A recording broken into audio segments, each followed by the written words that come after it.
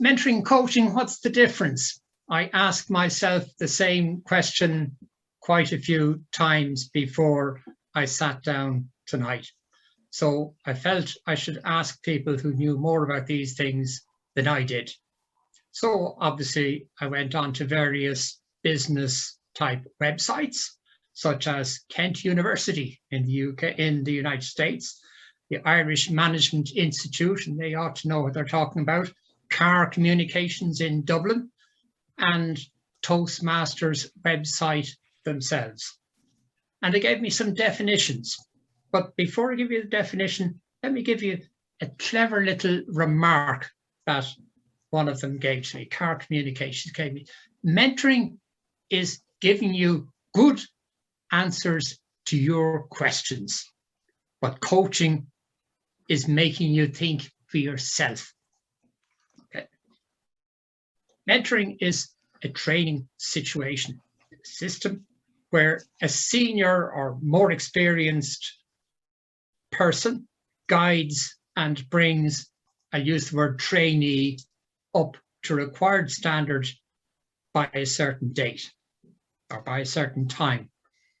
Coaching is to get the very best possible person that could possibly evolve from the person who's sitting in front of you, to get the very best out of somebody. And I'll go give you details, give you some examples in a minute.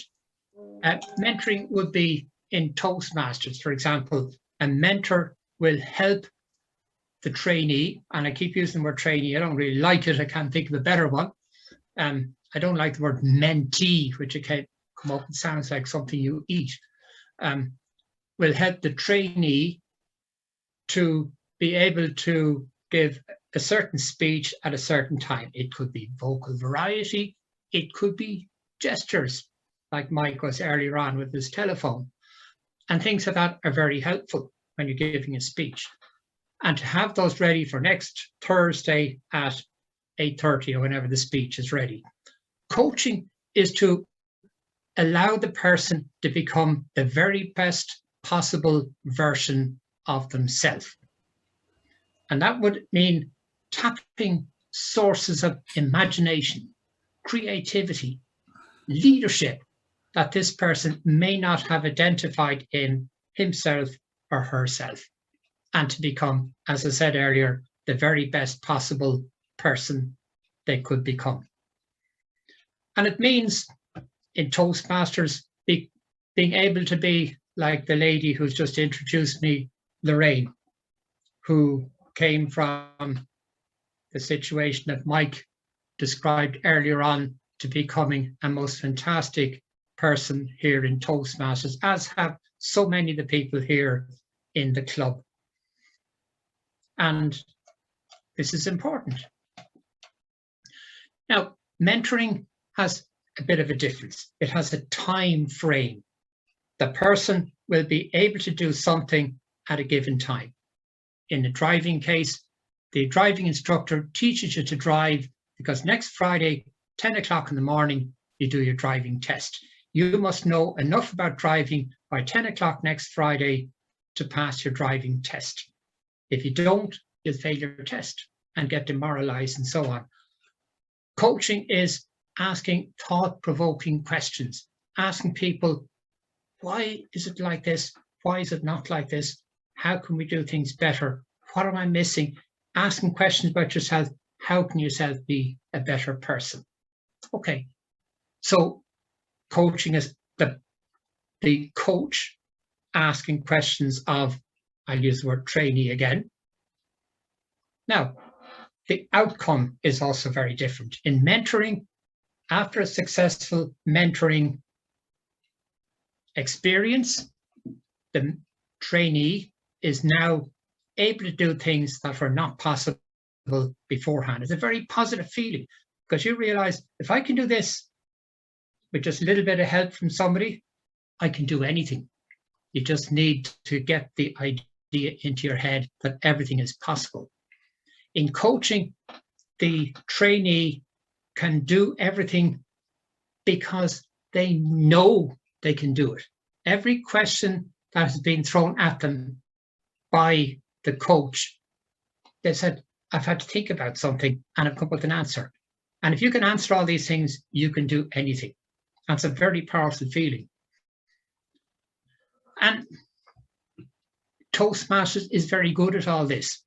We all come into Toastmasters like Mike Keenan again, like his little baby, but we come out an awful lot smarter.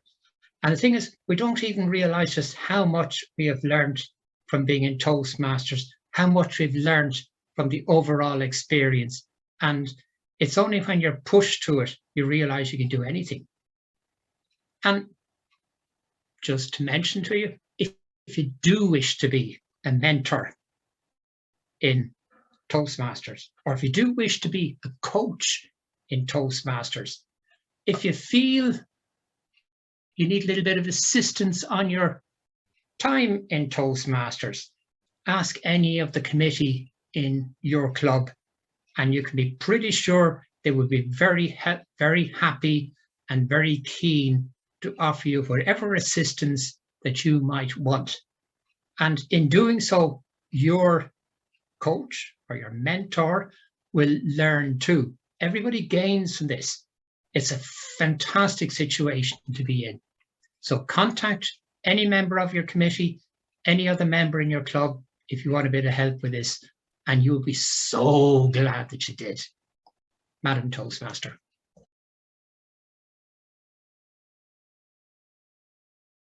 I have the honor and privilege of evaluating Patrick Cavanagh today, and he did a very great job.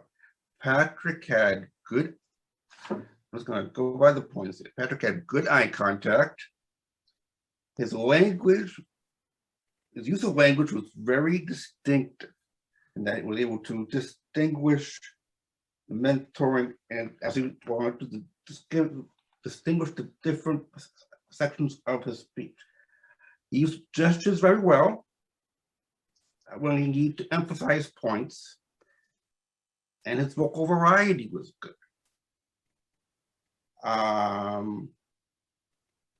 As I said, you could use good descriptive language to make his points, and I think he accomplished his goal.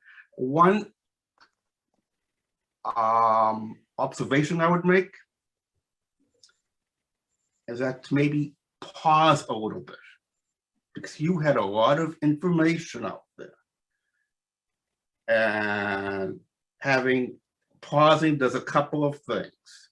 It allows the audience to catch up with you and be able to process the information you just gave us. And it allows a dramatic effect of being able to, and also gives you the opportunity to go from point A to point B. But aside from that, you had a good presentation. I enjoyed it very well, and I look forward to the next time we get to hear you. Thank you.